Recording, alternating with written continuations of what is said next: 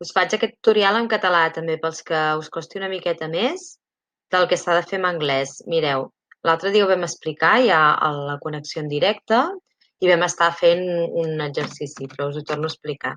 Mireu, es diu guess the ingredient, que vol dir endevina ingredients, que vol dir que endevineu els ingredients. I diu, hello, we are Judith and Núria, your English teachers.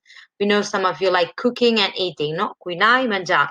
And we prepared a chef challenge, un repte així de chefs.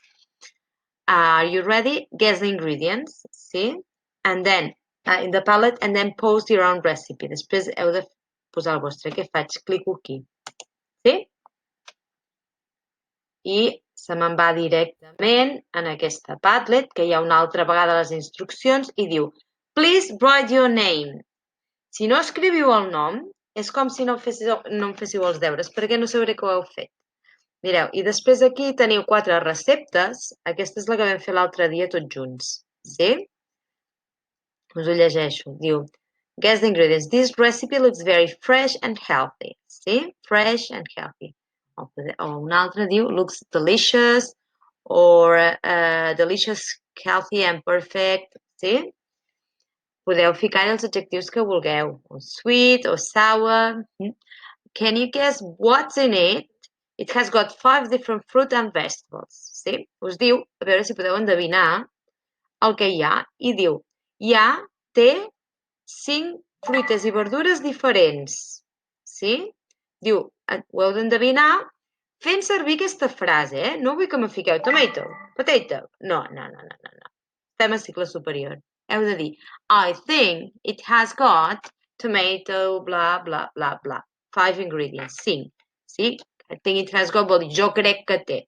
Segona part. Això aquí sota els comentaris, que ja veureu que l'Ainoa i l'Emerson i algú altre ha contestat ja. Aquest és el que vam fer. Segona.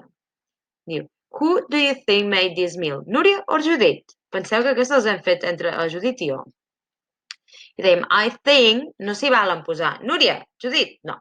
I think Núria made this meal. Veieu que la frase ja està escrita, només l'heu de copiar. Ho podeu fer en un paper si voleu primer. Sí? I aquesta és molt divertida. La tercera m'agrada, és la meva preferida. Diu, això la Judit, se li va acudir. Vull dir que quan la Judit es connecti ja li podeu donar les gràcies, que és una activitat molt xula. Diu, give a name to this recipe. O sigui, posem-li un nom. Sí? Que, per exemple, el pastís aquell de xocolata que té nous es diu brownie, doncs li hem de posar un nom, no? Però no s'hi valen dir Retauni. No. Ha de tenir... A veure, primer de tot ha de ser en anglès. Sí? I després hem d'escriure les frases. I would name this recipe, per exemple, l'Ainoa, un que m'ha agradat molt, que se la va inventar l'altre dia, red... Com se va fer anar?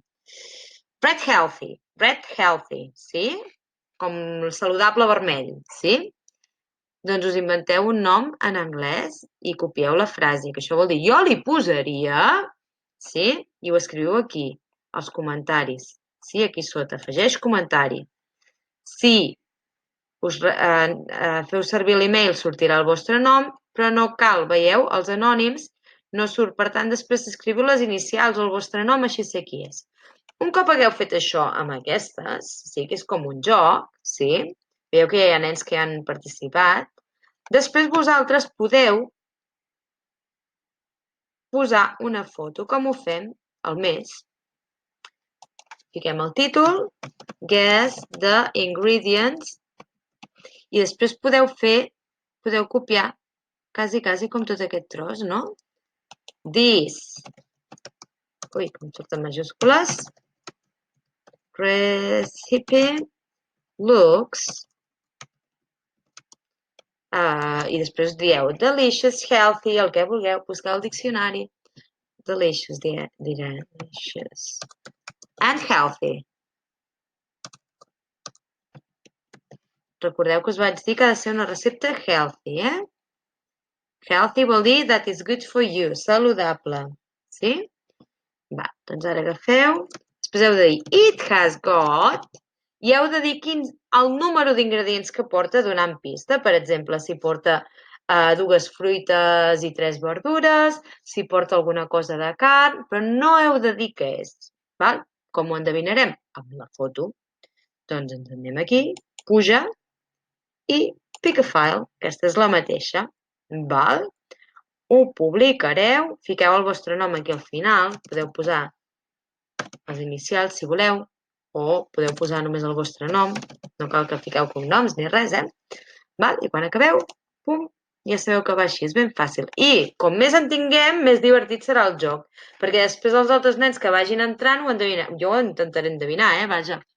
Val? Aquest ara el borro perquè ja hi és, sí. I ara, bàsicament el que s'ha de fer és això. Sí? Es guarda automàticament, no us preocupeu. Val. Em vaig aquí i direu, Manúria, que no sé paraules. Cap problema. Mireu, si veieu aquí sota, hi he ficat aquí un botonet que us porta en un diccionari. Sí? Aquest diccionari va molt bé.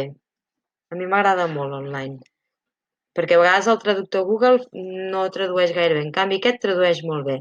L'he de ficar en castellà. En català no hi és aquest, Però jo és el meu preferit, aquest. Per exemple, si voleu saber com es diu cilantro, Sí, em surt perquè l'he buscat abans, l'altre dia. Ens agafa i ens ho diu aquí. Spanish, English, coriander. Val? A veure, hi ha moltes dona molta informació, que deus amb la primera, val? A mi aquest diccionari és el que em va més bé de tots, val? Després aquí teniu el tutorial en anglès i ara deixaré el vostre tutorial en català, però si us voleu mirar en anglès us ho podeu mirar en anglès també, val? Va, a veure, espero que us hagi anat molt bé, Va, que és un joc molt divertit.